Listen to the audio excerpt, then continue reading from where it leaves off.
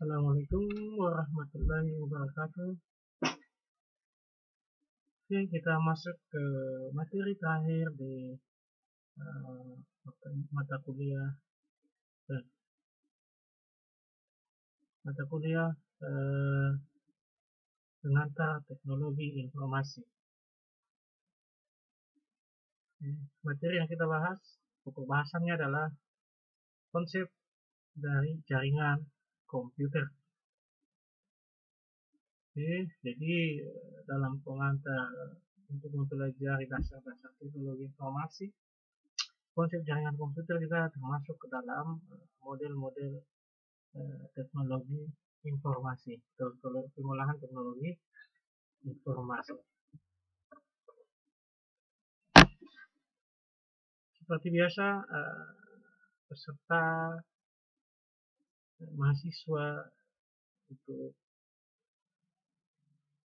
mengikuti aturan, yaitu mengikuti perkuliahan dengan tertib, tidak berisik, kemudian persiapkan peralatan yang memadai untuk bisa mendapatkan kualitas suara yang baik. Kalau yang pakai handphone bisa menambahkan penggunaan headset atau bisa juga memasangkan bantuan sound ya, sound system yang kecil. Oke, kita mulai saja. Hello human. Oke, untuk memberikan pemahaman yang lebih mudah dalam memahami jaringan komputer, berikut saya berikan dua buah video di awal pembukaan perkuliahan ini. Silahkan disimak dengan baik-baik. Hello humans. Welcome to Alien Skills Hacking University. Today we will learn about computer networks. What is a computer network? In the simplest term, a computer network is a group of computers connected with each other. Let's say I have one computer here, another here, and the third one here. These are independent computers and cannot communicate with each other. If we connect these three computers together, it's called a computer network. Let me connect it. Here we go. Now these three computers are connected together and can communicate with each other. This linking can be made through an Ethernet cable or radio waves, commonly called Wi-Fi. Well, that's a quick basic. Let me show you a simple home network. I have my computer here. This is my tablet. Here is my smartphone. Of course, my Xbox here. My CCTV security camera here. And my smart TV. These are basically 6 nodes in my home. A node is nothing but a device on the network. These 6 devices are sitting at 6 different places and are not connected to each other. So, for connecting all these devices and make them communicate with each other or to access the internet, we'll use a device called a router. So, here will be my router. Now, my tablet will connect to my router through the Wi-Fi. My CCTV camera is connected to my router through a long Ethernet cable from my porch. My smartphone is of course connected through Wi-Fi. My router sits near my TV, so I connect my smart TV to the router with an Ethernet cable. My laptop is connected to the router through the Wi-Fi. And my Xbox, which is in my bedroom, is connected to the router through Wi-Fi. Now, as you can see, all the devices or nodes are connected to the router and can communicate with each other. So, I was watching my favorite music video on my tablet. My friends came home and they wanted to watch it too.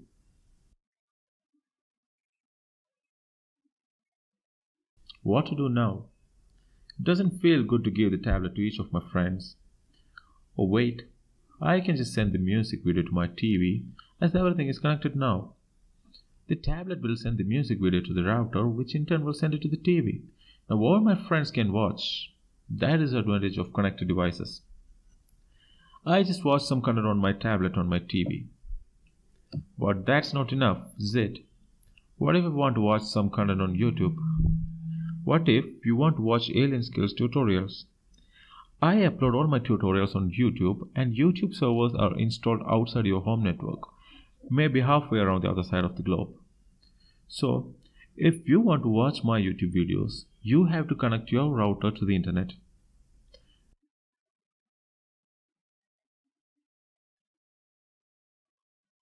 Here we go. Now all your devices can access internet too. For the communication between the devices to be made possible, we need to know the address of the device to which we are communicating with. You want to send a holiday postcard to your cousins or friends, you got to know their address to which you have to send it to.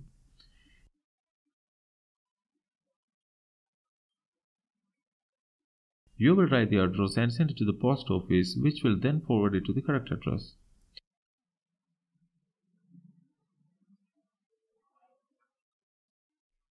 It's the case here also. Every device connected to the router will have one address assigned to it, so that the other devices can communicate with them. That address is called the IP address.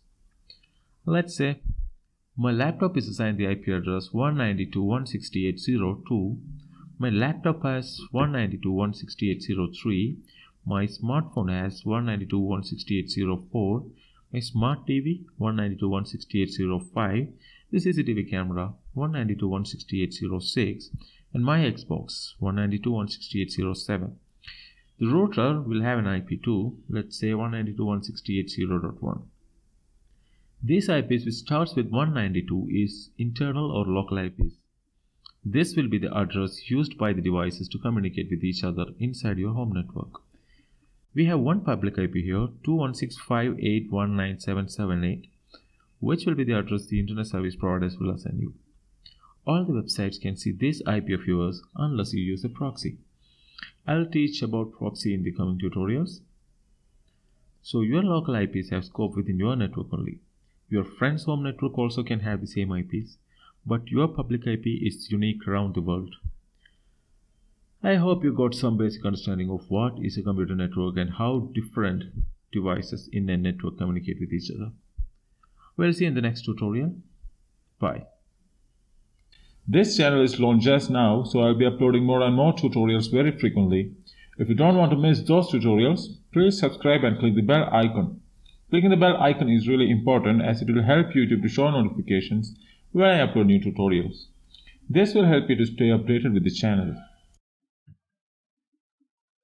Networking is the word people use when they're talking about connecting computers together so they can share data with each other and all connect to the internet at the same time. Let's take a closer look at the key components that make up a simple, easy to set up network. Think of a network as something similar to your body's central nervous system.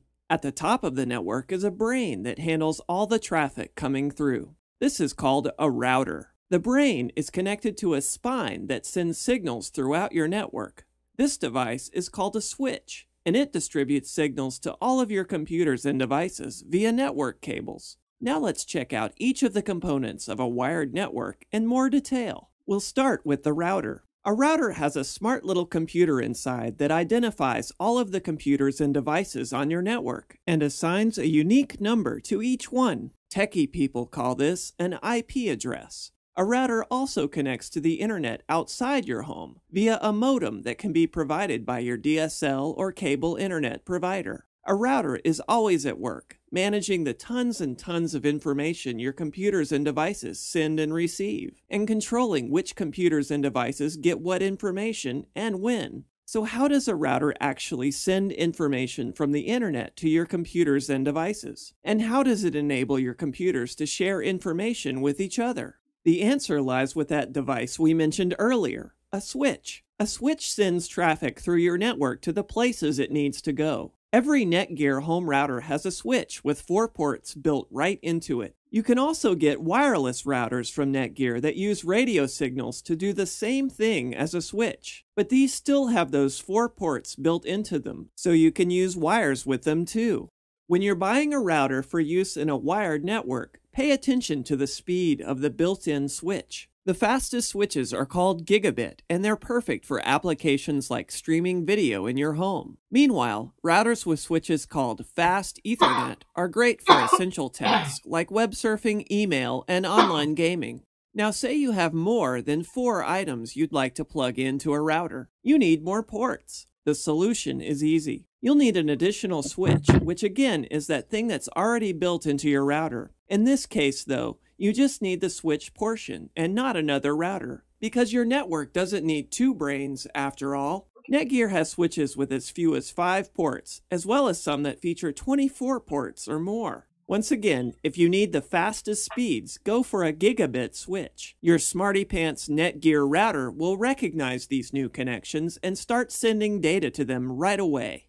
Here's one more thing to keep in mind. Some people often confuse a switch with a related device called a hub, which is obsolete. You just need to know that hubs were replaced by switches because switches do the same thing, but with a lot more speed and smarts. A router, a switch, and network cables all come together to create a fast and reliable wired network that works a lot like your body's nervous system. Fortunately, you don't have to be super brainy to understand how it all works.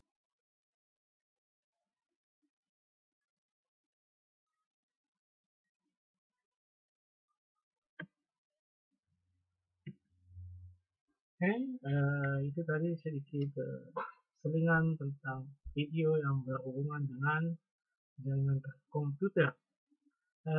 Walaupun oke bahasa Inggris, tapi paling tidak harus belajar untuk memahami visualisasi dari video yang baru saja kita tonton, menggambarkan tentang cara apa itu jaringan komputer dan bagaimana cara kerjanya. Oke, sebagai pengantar, sejarahnya ya, komunikasi awalnya bergantung pada transportasi. Di zaman dulu itu komunikasi yang paling canggih itu adalah alat transportasi, dimana contohnya jalan antar kota, antar provinsi, antar negara bagian, kemudian antar negara atau benua. Jadi orang dalam menyampaikan informasi zaman dulu itu melalui alat transportasi ya. Dari kota A mengantarkan informasi yang ada dari kota A ke kota B memanfaatkan teknologi transportasi dulu ya. Orang antar surat, kirim surat dulu mengandalkan kantor pos ya, memanfaatkan teknologi transportasi ya. Berhari-hari, berbulan-bulan baru surat tersebut sampai. Itu juga telegram. Telegram salah satu alat pengiriman pesan, alat komunikasi pengiriman pesan yang agak cepat, dan dia menggunakan pesawat dalam pengiriman berita. Kemudian komunikasi dapat terjadi jarak jauh melalui telegraf, itu di tahun 1844. Ya, pada tahun 1844 itu pengiriman pesan menggunakan telegraf. Kemudian telepon di tahun 1867, gelombang radio elektromagnetik tahun 1889, kemudian radio komersil tahun 1906, dengan televisi broadcast pada tahun 1931. Kemudian melalui televisi dunia jadi lebih kecil karena orang dapat mengetahui dan mendapatkan informasi tentang yang terjadi di bagian lain di dunia ini. Sekarang ini, apalagi sekarang teknologi internet ya, dalam hitungan sekian detik kita sudah dapat mendapatkan informasi dari belahan dunia manapun. Sangat cepat. Oke.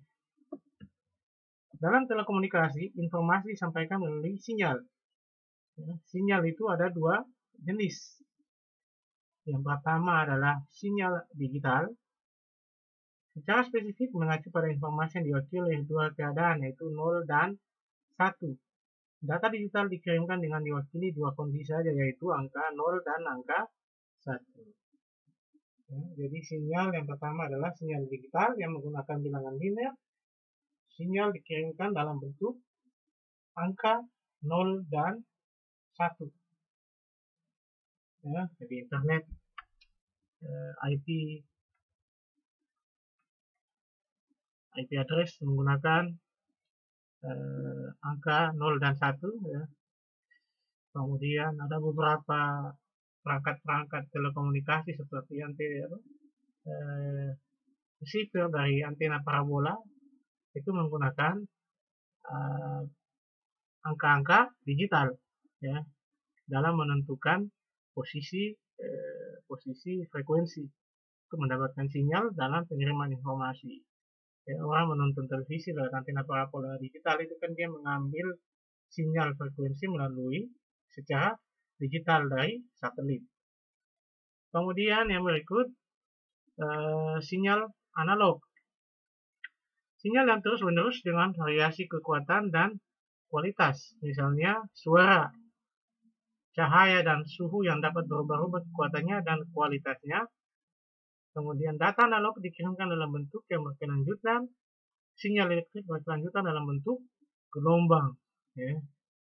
Seperti apa? Radio. Kemudian apa lagi? AC mungkin, cahaya, suara. Oke, itu contoh. Jadi dalam dunia telekomunikasi terdiri atas sinyal itu terdiri atas dua, yaitu sinyal analog dan sinyal digital. Tujuan dari jaringan komputer yang pertama adalah resource sharing atau berbagi informasi atau sumber. Seluruh program, peralatan, dan data yang dapat digunakan oleh setiap orang yang dapat jaringan yang ada di jaringan tanpa diperoleh lokasi sumber dan pemakai. Misalnya, staf biro akademik mengirimkan daftar mahasiswa baru ke perpustakaan dalam bentuk print out dengan langsung mencetaknya di printer perpustakaan dari komputer di biro akademik. Atau sebaliknya, staf perpustakaan mendapatkan langsung file daftar mahasiswa baru yang disimpan di komputer staf biro akademik. Jadi jaringan komputer itu tujuannya itu berbagi sumber daya. Nah, contoh di sini kan pegawai biro akademik dia bisa mengirimkan data mahasiswa ke bagian perpustakaan dalam bentuk printout dengan langsung mencetaknya di printer perpustakaan. Jadi printer itu ada di ruang perpustakaan. Ya. Staf biro mengirimkan data ke perpustakaan dengan cara mencetak langsung printoutnya, dan printoutnya langsung keluar di bagian perpustakaan tanpa harus beranjak dari tempat duduknya kan. Jadi dia memanfaatkan jaringan komputer itu tadi.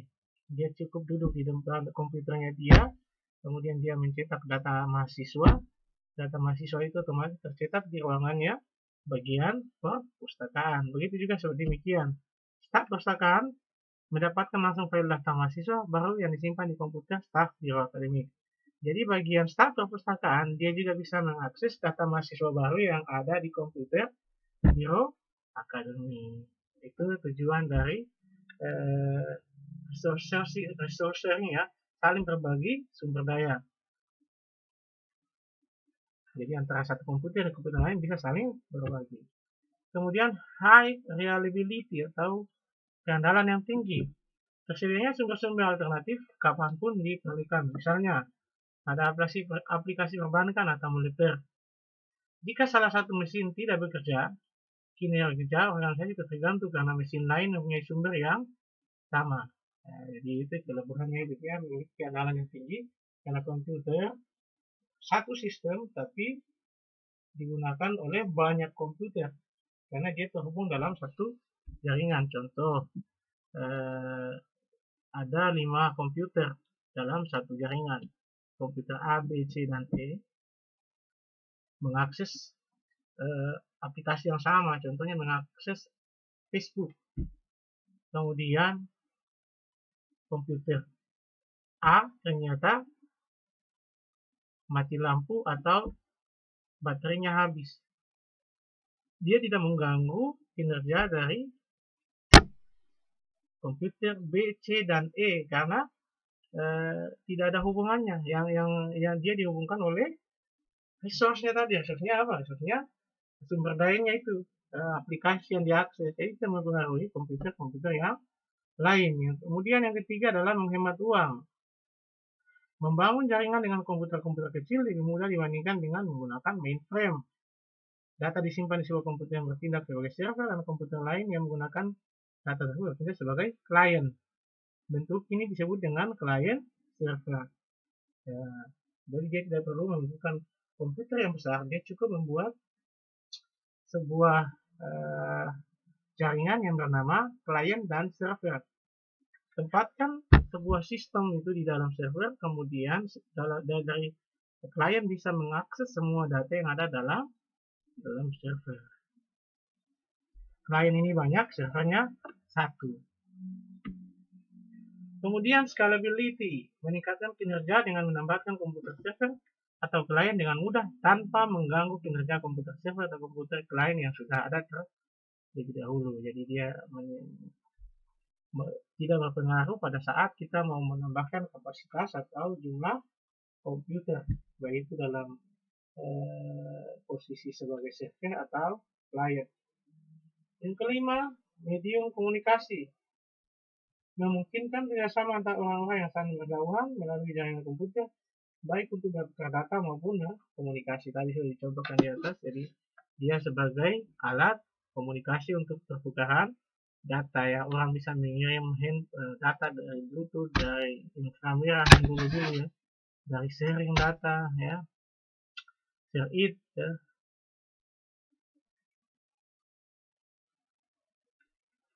Kemudian yang berikut, akses informasi menjadi luas, dapat mengakses dan mendapatkan informasi dari jarak jauh ya. Sekarang bagaimana orang memanfaatkan keterhubungan jaringan komputer ya, menggunakan internet, bisa mengambil data dari negara mana saja ya, dari pelosok negara manapun dia bisa mengakses informasi.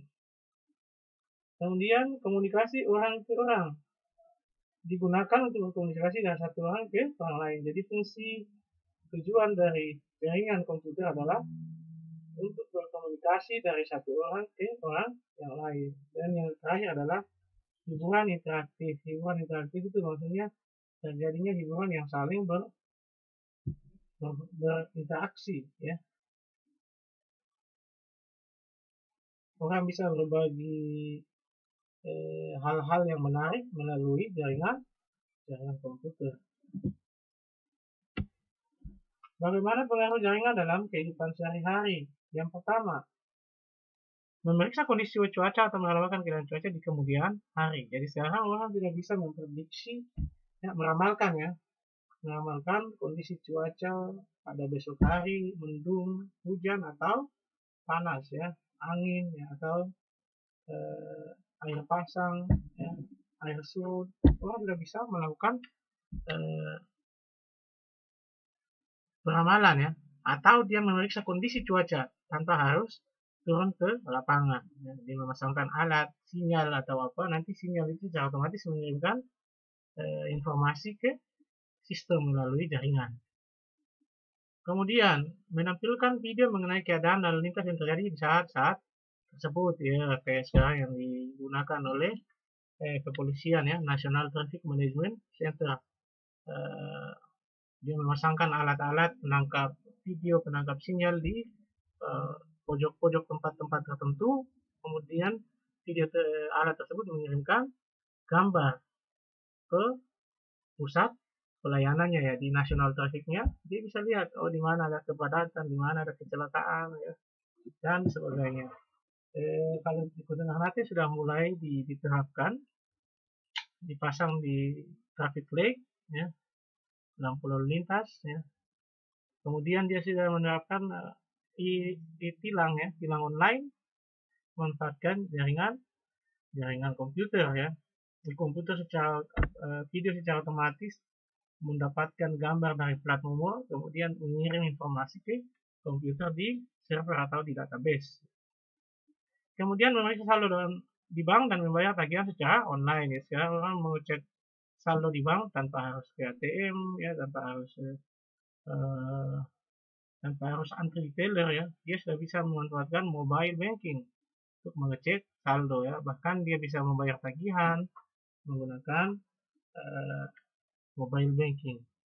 Kemudian mengirim dan menerima email, melakukan internet phone dan call. Melakukan internet phone call. Ya, sekarang orang mengirim surat sudah tidak sama dengan zaman dulu. Kalau zaman dulu bisa berminggu-minggu dan berbulan-bulan baru surat sampai. Sekarang cukup saja menggunakan email. Dalam hitungan detik, sepersekian detik, surat yang mau dikirimkan sudah masuk.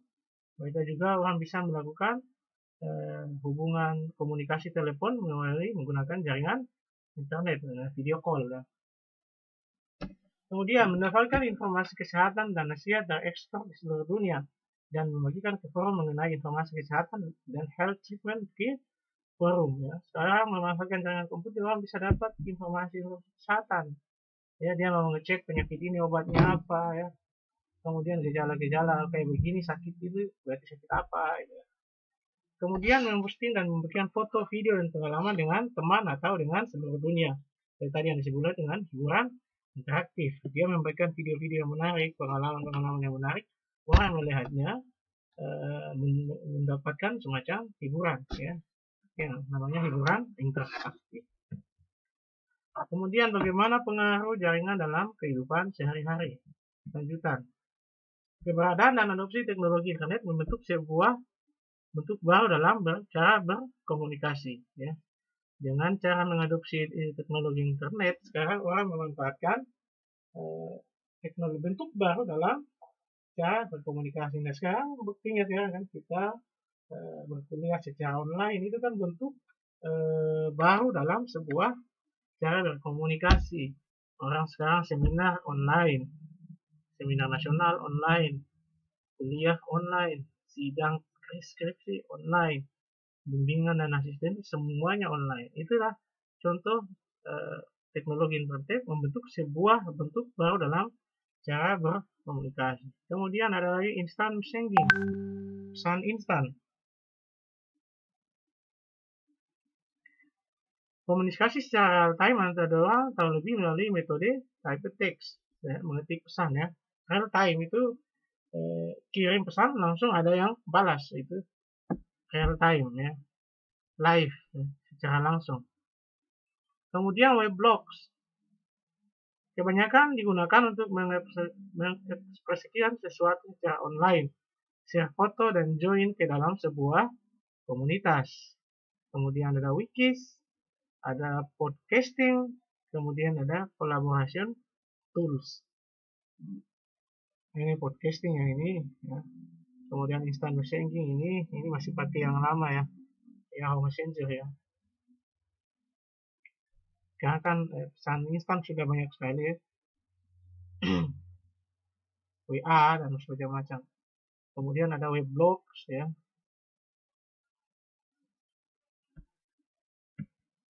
Kemudian pengaruh jaringan komputer terhadap cara belajar.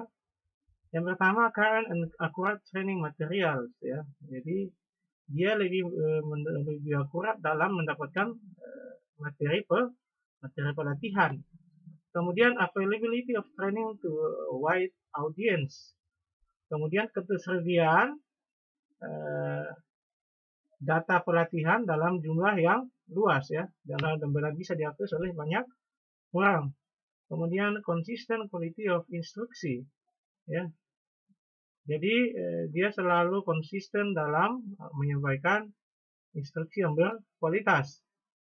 Kemudian cost reduction, mengurangi biaya, dan yang kelima e-learning. Nah, pengaruh terhadap cara belajar, ya, sekarang kita memanfaatkan e-learning ini karena kondisi dengan virus yang sementara masih berjalan, akhirnya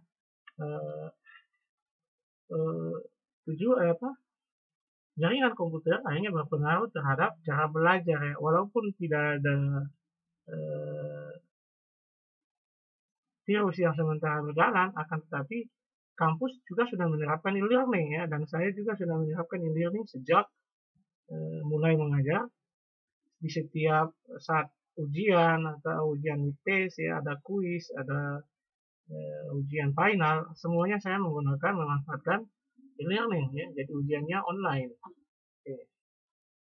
Dan sampai sekarang saya tetap ujian online. Kemudian pengaruh terhadap cara bekerja. Lihat ilustrasi gambarnya, ya. Ini kantor, ini pegawai. Dia menghitungnya secara online, dia telepon, dia fax, ya. Kemudian dia bisa berkomunikasi ke orang banyak kayak begini.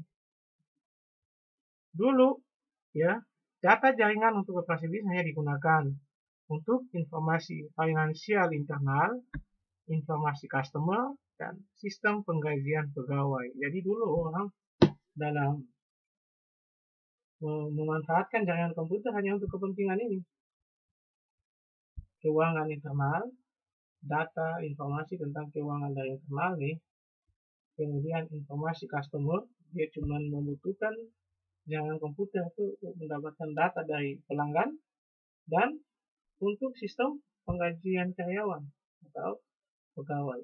Tapi sekarang dia bisa meliputi apa? Dia bisa mengirimkan email, melakukan video call, melakukan messaging, dan melakukan telepon. Jadi itu sedikit perbedaan pengaruh jaringan komputer terhadap cara bekerja, dulunya kayak bagaimana dan sekarangnya. Jadi sebenarnya yang dulu pun masih tetap ada, tapi yang sekarang itu ruang lingkupnya menjadi luas saja tanpa meninggalkan ini. Yang ini tetap ada, finansial internal, informasi customer, dan sistem penggajian. Kemudian dengan teknologi jaringan yang terbaru, maka ditambah lagi dengan email, video, messaging, dan banyak lagi.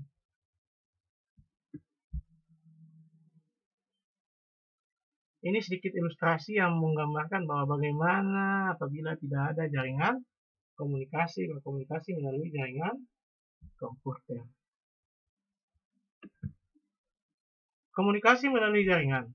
Ini arsitekturnya, device, medium, network, message, role, agreement, standar. 4 elemen dalam komunikasi jaringan komputer. Yang pertama aturan ya, rules ya yang sebelah kanan. Bagaimana pesan itu dikirim, diarahkan dan diterima dan ditafsirkan. Kemudian format pesan atau unit informasi yang berpindah dari satu perangkat ke perangkat lainnya. Kemudian medium yang digunakan untuk menghubungkan perangkat. Medium itu medianya ya, alatnya yang digunakan. Kemudian yang terakhir adalah device. Perangkat dalam jaringan digunakan untuk bertukar pesan. Jadi itu sekilas tentang proses pengiriman pesan antar jaringan.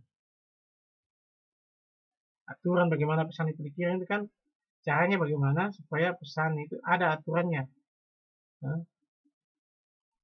Apa pesan itu harus dienkripsi atau bagaimana?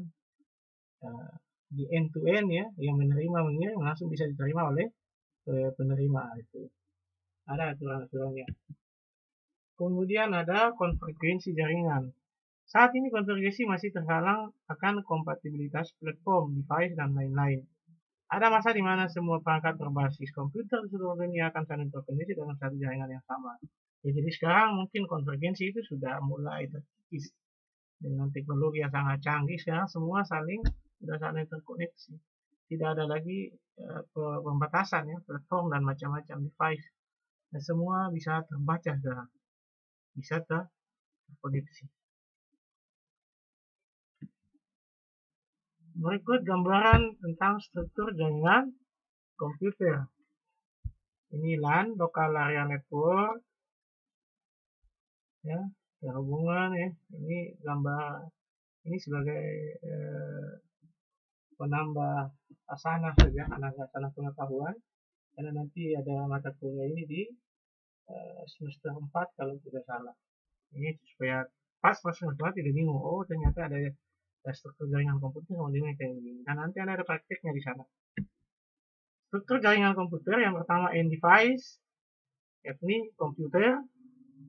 Kemudian intermediary device, yaitu network access device, bisa saja hub, switch, wireless access point, banyak ya, router, firewall, dan macam-macam. Kemudian service-nya apa? Layanannya HTTP, FTP, dan Telnet, layanan untuk menghubungkan jaringan dalam komputer. Kemudian medianya apa? Kabel, wireless, dan sebagainya. Kemudian ini gambar hub dan switch ya ini. Ini hub ya. Kemudian ini switch. Model-model dalam jaringan.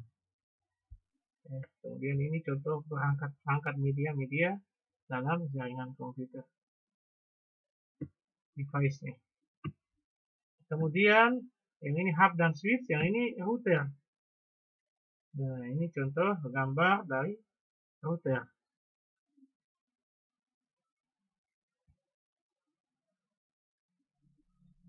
Kemudian klasifikasi jaringan komputer. Yang pertama, berdasarkan letak geografisnya, maka jaringan komputer dibagi atas LAN, WAN, dan internet, ya, atau MAN, ya. LAN itu local area network, kemudian WAN wide area network, dan MAN internet itu ya metropolitan area network. Kemudian yang ketiga, model komunikasi. Model komunikasi dalam jaringan komputer ada client server, ada peer to peer. Kemudian topologi dari jaringan komputer ada bus, star, ring, dan mesh. Sedikit gambaran tentang video klasifikasi jaringan. Halo semua, selamat datang lagi di channel ini. Kali ini kita akan membahas pengertian tentang jaringan LAN, WAN, dan MAN. Langsung aja yang pertama, LAN. Local Area Network atau LAN merupakan suatu jenis jaringan komputer dengan mencakup wilayah lokal. Dengan menggunakan berbagai perangkat jaringan yang cukup sederhana, seperti menggunakan kabel UTP, hub, switch, router, dan lain-lain sebagainya. Contoh dari jaringan LAN adalah seperti komputer-komputer yang biasa kita temukan di kantor, sekolah, tempat belanja, dan lain-lainnya. Keuntungan dari penggunaan jenis jaringan komputer LAN adalah biasanya lebih murah dalam pengeluaran biaya, lebih irit dalam penggunaan kabel, transfer data antar komputer lebih cepat karena mencakup wilayah yang sempit, dan juga jaringan LAN ini sangat mudah dibuat. Kerugian dari penggunaan jenis jaringan LAN adalah cakupan wilayah jaringan yang lebih sempit sehingga untuk berkomunikasi keluar jaringan menjadi lebih sulit, dan area cakupan transfer data tidak begitu luas. Yang kedua, MAN. Metropolitan Area Network atau MAN merupakan jenis jaringan komputer yang lebih luas dan lebih canggih dari jenis jaringan komputer LAN. Disebut Metropolitan Area Network karena jenis jaringan komputer WAN ini biasanya digunakan untuk menghubungkan jaringan komputer dari suatu kota ke kota lainnya. Untuk dapat membuat suatu jaringan MAN, biasanya diperlukan adanya operator telekomunikasi untuk menghubungkan antar jaringan komputer. Contohnya seperti jaringan kantor pusat dengan komputer cabang yang berada di kota berbeda. Keuntungan dari jenis jaringan komputer MAN adalah cakupan wilayah jaringan lebih luas, sehingga untuk berkomunikasi menjadi lebih efisien, mempermudah dalam hal berbisnis, dan juga keamanan dalam jaringan menjadi lebih baik. Kerugian dari jenis jaringan komputer MAN biasanya lebih banyak memakan biaya, dan juga dapat menjadi target oleh para cracker untuk mengambil keuntungan pribadi. Dan untuk memperbaiki jaringan MAN diperlukan waktu yang cukup lama biasanya. 3. WAN. Wide Area Network atau WAN merupakan jenis jaringan komputer yang lebih luas dan lebih canggih daripada jenis jaringan komputer LAN dan MAN. Teknologi jaringan WAN biasanya digunakan untuk menghubungkan antara negara satu dengan negara lainnya, atau dari suatu benua ke benua lainnya. Jaringan WAN biasanya terdiri dari berbagai jenis jaringan komputer LAN dan MAN. Karena luasnya wilayah cakupan dari jenis jaringan WAN biasanya menggunakan kabel fiber optik, dan biasanya ditanamkan di dalam bawah tanah ataupun melewati jalur bawah laut. Keuntungan dari jenis jaringan komputer WAN adalah dapat mencakup wilayah jaringan yang lebih luas daripada jenis jaringan LAN dan MAN. Untuk melakukan tukar-menukar informasi menjadi lebih rahasia dan terarah karena untuk berkomunikasi dari suatu negara dengan negara lainnya memerlukan keamanan yang lebih dan lebih mudah dalam mengembangkan serta mempermudah dalam hal berbisnis. Kerugian dari jenis jaringan WAN adalah biaya operasional yang dibutuhkan menjadi lebih banyak, sangat rentan terhadap bahaya pencurian data-data penting, dan biasanya perawatan untuk jaringan WAN lebih mahal dibandingkan jaringan LAN dan MAN. Oke, mungkin itu aja yang bisa gue bahas untuk minggu ini. Ini contoh gambaran lokal area network. Ciri-ciri persoalan adalah sebuah jaringan komputer yang menjangkau satu area geografis, jadi dia cuma dalam satu area. Jadi kalau sudah ke kampus nanti lihat jaringan LAN yang ada di kampus 3 Jati ya, modelnya kayak bagaimana. Kemudian menyediakan servis dan aplikasi kepada seseorang dalam satu struktur organisasi yang sama ini.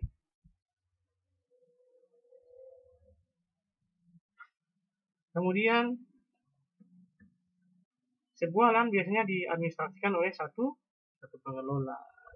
Jadi ada satu pengelola. Jadi dia dalam lokasi yang kecil, ya, lokal area network. Kemudian wide area network. Ciri-ciri infrastruktur WAN di mana bagian dari sebuah perusahaan atau organisasi dipisahkan oleh geografis yang cukup jauh. Dibutuhkan sebuah telekomunikasi service provider untuk menghubungkan beberapa LAN di beberapa lokasi yang berbeda. WAN membutuhkan peralatan khusus dapat mengintegrasikan beberapa jaringan komputer lokal.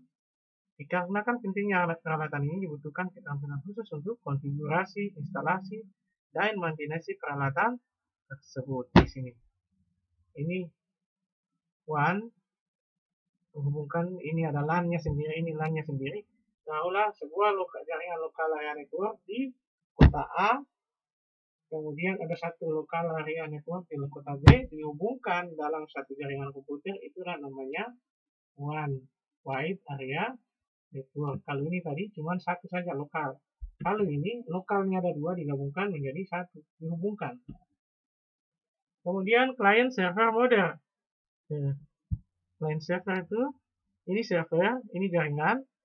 Client mendownload data yang ada di dalam jaringan. Kemudian client itu juga bisa mengupload data dalam jaringan itu, dalam server. Jadi ini contoh client, ini server ya. Client ini bisa juga menggunakan laptop, komputer, menggunakan handphone atau menggunakan telepon. Ya, dia bisa mengupload dan bisa mendownload, mengirim pesan atau informasi dari klien ke server ya. Sepertinya halnya di mana ya, kayak orang kalau pernah ke mall ya, kayak ke Jatiland, situ kan ada petugas kasir ya, yang tiap hari melayani orang pembayaran ya. Itu kan dia cuma bisa melihat harga. Dia cuma bisa melihat harga dan stok barang, tapi dia tidak bisa merubah isinya. Dia mendownload data apa? Dia mendownload data kayaknya, contohnya dia ada orang membeli makanan atau ya makanan lah. Kemudian mau dibayar di bagian kasir. Kasir memasukkan kode barang, kemudian dia secara otomatis mendownload harga barang dari server. Ya, server menampilkan harga barang. Kemudian dia pilih jumlah barangnya 2 atau 3, server otomatis mengirimkan informasi total jumlah barang dari server. Itu proses mendownload data dari server. Ya, kemudian dia mengirim data ke server apa? Dia masukkan jenis barang sama jumlah barang ya. Di sini. Dia masukkan jenis barang dan jumlah barang dari sini masuk ke server. Server kemudian mengirimkan informasi balik ke sini, menyampaikan informasi bahwa jumlah barang, harga barang A adalah segini dan jumlahnya begini, berarti harganya begini dan begini ya. Itu contoh klien dan server. Kemudian ini contoh layanan server. Sebuah server biasanya sebuah komputer berisi informasi yang diberikan dengan banyak klien sistem. Contoh webpage, dokumen, database, picture, video, dan audio files. Kemudian network printer, the print server, dan reverse clean print request on the specific printer. Kebanyakan tipe server membutuhkan layanan keamanan klien agar dapat diakses. Contoh autentifikasi akun user. Contoh yang lain lagi, kalau ada yang pernah ke toko buku ya, Gramedia Bookstore, itu biasanya kalau kita mau mengecek judul buku, itu kan yang kita lihat komputer ada di situ, yang ada cuma monitor sama mouse ya, sama keyboard ya. Jadi itu namanya klien, servernya ada di bagian lain dari bangunan. Nah, kita cuma bisa apa? Mengakses, mengetik apa? Judul buku yang mau dicari, kemudian apakah ada atau tidak. Kalau ada, dia menampilkan informasi dari server bahwa stoknya berapa, ya, harganya berapa, lokasinya di mana. Nah, itu layanan yang disediakan oleh server, dan kita sebagai klien dalam mengecek judul, harga, dan lokasi buku, dia cuma bisa menampilkan itu saja. Kita tidak bisa merubah sampai di dalamnya, karena data itu ada di bagian server yang menyediakan data itu. Kemudian peer-to-peer, ya, print sharing, file sharing. I have a printer to share. Itu tadi yang saya kasih contoh. Printer ada di ruangan yang lain, tapi bisa digunakan oleh beberapa orang. Ya, yang saya ilustrasikan di awal tadi, bagian biro administrasi mau mengirimkan data ke bagian perpustakaan dalam bentuk cetakan, dia langsung bisa mencetak print out-nya di komputer dia administrasi, dan hasil cetakannya bisa keluar di bagian perpustakaan. Nah, itu contohnya begitu, peer model. Kemudian topologi jaringan. Topologi jaringan menjelaskan bagaimana layout atau gambaran dari sebuah jaringan, menunjukkan bagaimana perangkat jaringan saling terkoneksi dan perangkat dalam jaringan disebut dengan nodes. Nah, oke, terus physical topologis, maksudnya topologi dalam bentuk fisik yang kelihatan, yaitu bus topologi, ring topologi, kemudian star topologi, ada lagi extended, ada hierarki, dan ada mesh. Itu maksudnya yang fisik yang bisa terlihat. Kemudian ada lagi logika topologi, tapi berbasis logika, merepresentasikan bagaimana jalur sinyal dapat bergerak dalam satu jaringan. Dia dibilang logika kan tidak terlihat. Logik.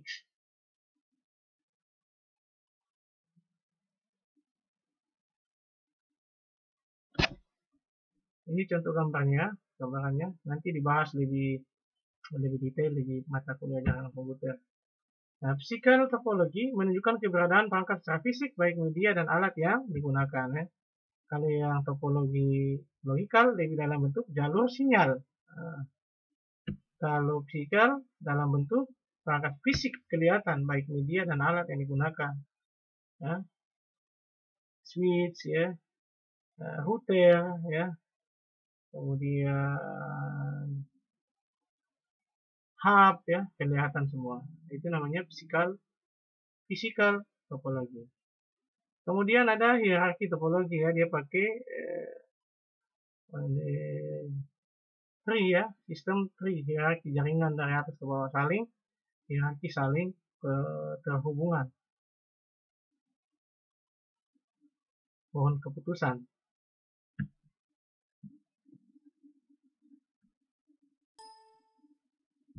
Oke, cukup untuk perkuliahan hari ini.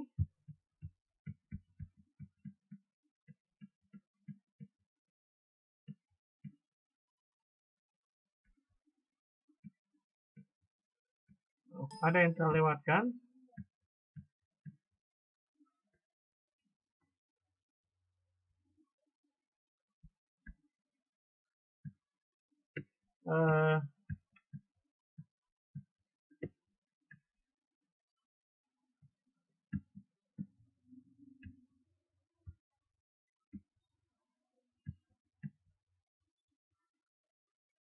Ini contoh gambaran jaringan topologi bus. Keuntungannya adalah menggunakan kabel lebih sedikit dan bekerja secara baik dalam lingkungan jaringan yang kecil.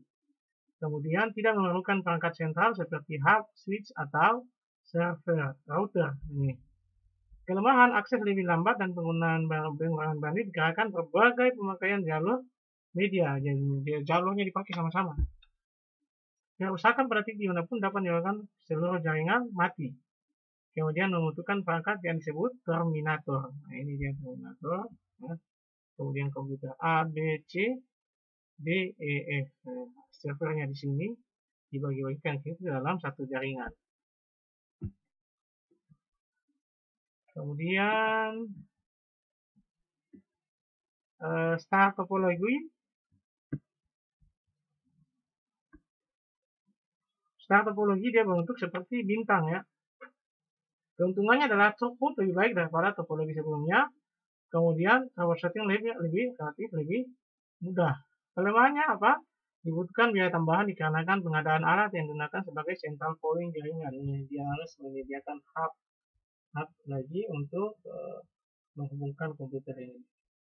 Dan yang pertama tadi kan